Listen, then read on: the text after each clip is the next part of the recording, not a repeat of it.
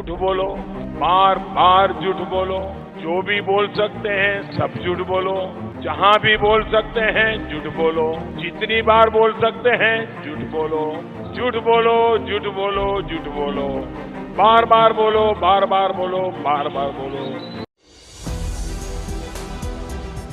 आपने पीएम मोदी का ये बयान कभी ना कभी तो जरूर सुना होगा, चाहे मीम्स में हो, चाहे विपक्षी नेताओं के ट्विटर पर हो, चाहे आपके जो है कभी आप स्क्रॉल कर रहे हो आपकी मोबाइल स्क्रीन्स पर हो, चाहे वो आपके लैपटॉप पर हो। और लगता है कि भाजपा के आईटी सेल प्रमुख अमित मालवीय ने सही मायनों में पीएम मोदी के इस बयान को सीरियसली ले लिया है और यही कारण है कि ये बार बार झूठ बोलते हैं और लगातार भ्रामक खबरें फैलाते हैं, भ्रामक ट्वीट करते हैं। बता दें कि अमित मालवीय जो है वो भाजपा के झूठ तंत्र यानी कि प्रचार तंत्र का हिस्सा है और अब इनके ऊपर एफआईआर दर्ज हो गई है। जी हाँ, कर्नाटक कांग्रेस ने बुधवार को बेंगलुरु में अमित मालवीय के खिलाफ एफआईआर दर्ज कराई है। कर्नाटक कांग्रेस में मंत्री प्रियांक खड़गे और केपीसीसी प्रवक्ता रमेश बाबू की शिकायत के बाद अमित मालवीय पर केस दर्ज किया गया है। बता दें कि मालवीय ने 17 जून को अपने ट्विटर हैंडल से राहुल गांधी का एक एनिमेटेड वीडियो पोस्ट किया था। इस वीडियो का कैप्शन था, राहुल गांधी खतरनाक है और एक कपटी खेल खेल रहे हैं। वीडियो में दिखाया जाता है कि राहुल गांधी विदेशी ताकतों का मोहरा है।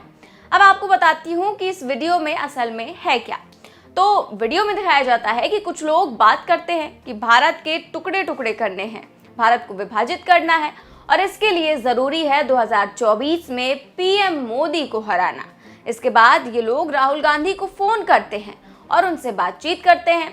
वीडियो में ये भी दिखाया गया है कि कांग्रेस और राहुल गांधी देश को तोड़ रहे हैं और विदेशी ताकतों के कैंडिडेट हैं।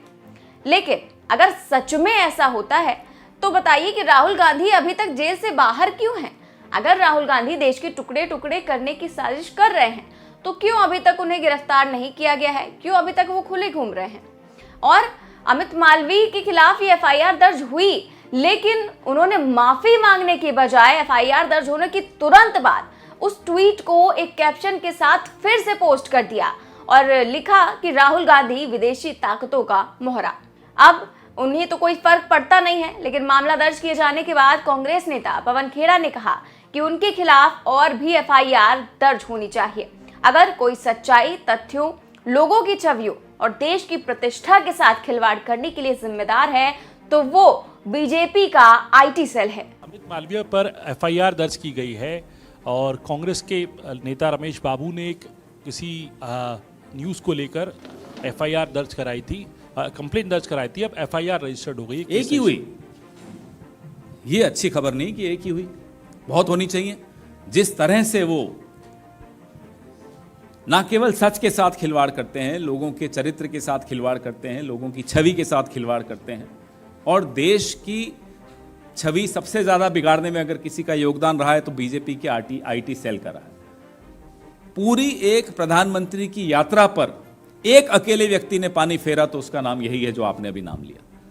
तो मैं तो हैरान हूं कि सरकार ने अभी तक उन पर कोई एफआईआर क्यों नहीं की। If there is anyone responsible to play with truth, to play with facts, to play with people's images, to play with the country's reputation, it's the IT cell of the BJP. The entire visit, US visit of the Prime Minister has been undone by the IT cell of the BJP.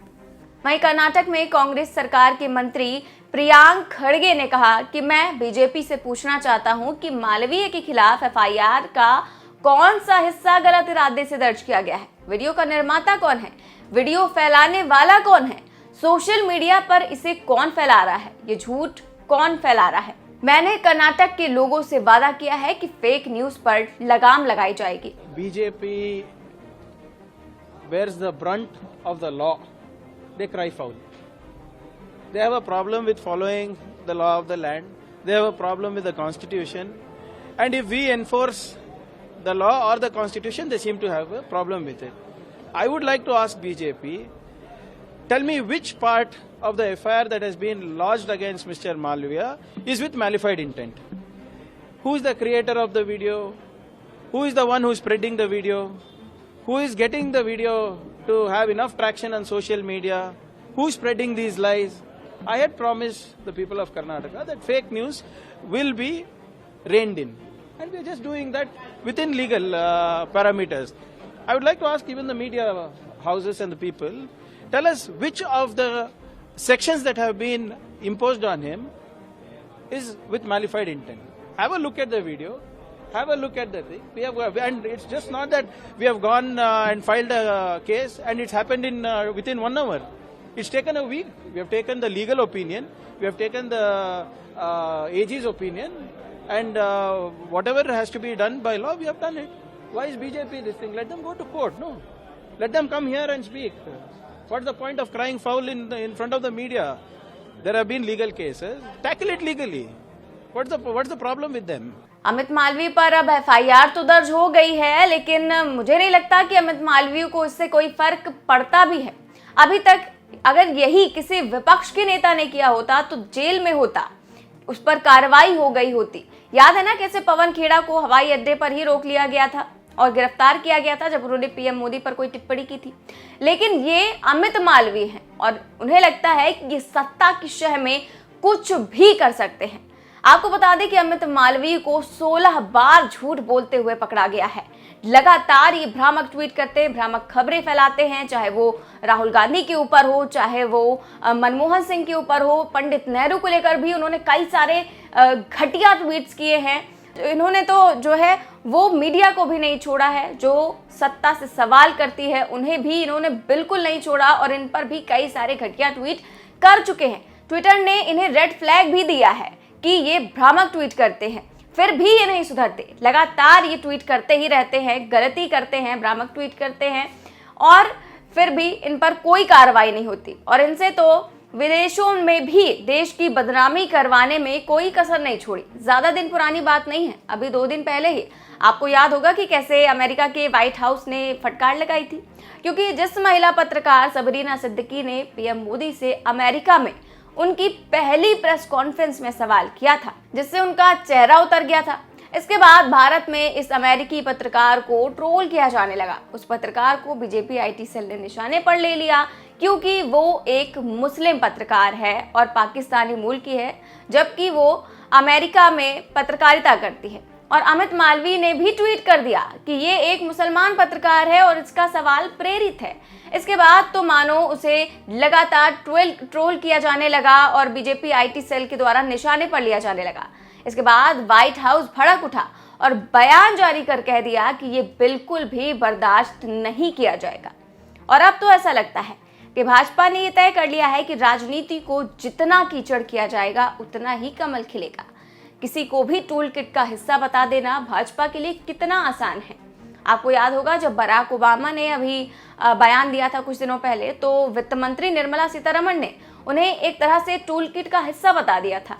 तो भाजपा के लिए ये तो बहुत आसान है, चाहे वो पत्रकार हो, चाहे वो राहुल गांधी हो, चाहे वो बराक ओबामा हो, सभी को टूल किट का हिस्सा बता देना बहुत ही आसान लगता है। लेकिन अमित मालवीय जिस तरह की ट्वीट करते हैं, जिस तरह की वो भ्रामक खबरें फैलाते हैं, वो तो पूरी दुनिया में मशहूर है और वो इस चीज़ को लेकर बदनाम भी हैं।